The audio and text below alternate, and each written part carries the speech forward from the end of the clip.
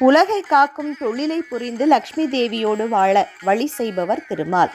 திருமாலுக்குரிய மாதமாக புரட்டாசி மாதம் திகழ்கிறது. இந்த மாதத்தில் வரும் சனிக்கிழமைகள் மிகவும் சிறப்புக்குரியது. இந்த ஆண்டு புரட்டாசி மாதம் திருமாலுக்கு உகந்த புதன்கிழமை பிறந்துள்ளது கூடுதல் சிறப்பு. இந்த ஆண்டு செப்டம்பர் 20, 27 மற்றும் அக்டோபர் 4, 11 ஆகிய தேதிகளில் 4 புரட்டாசி சனிக்கிழமைகள் வருகின்றன. புரட்டாசி சனிக்கிழமைகளில் தளிகையிட்டு திருமாலை வழிபடுவதால் நம் வீட்டில் சகல ஐஸ்வர்யங்களும் கிடைக்கும். தளிகையிட சர்க்கரை பொங்கல், தயிர் சாதம், புளி சாதம், எலுமிச்சை சாதம், வடை, சுண்டல், பானகம், துளசி தீர்த்தம், வெற்றிலை பாக்கு, வாழைப்பழம், பழங்கள் முதலியவற்றை பெருமாளுக்கு படைத்து வழிபட வேண்டும். இந்த புரட்டாசி சனிக்கிழமைகளில் பெருமாளை வழிபட்டால் சனீஸ்வரனின் தீய பார்வை நீங்கும். அதனால் ஏற்படும் கெடு பலன்களும் நீங்கும். குலதெய்வ அருளும் கிடைக்கும்.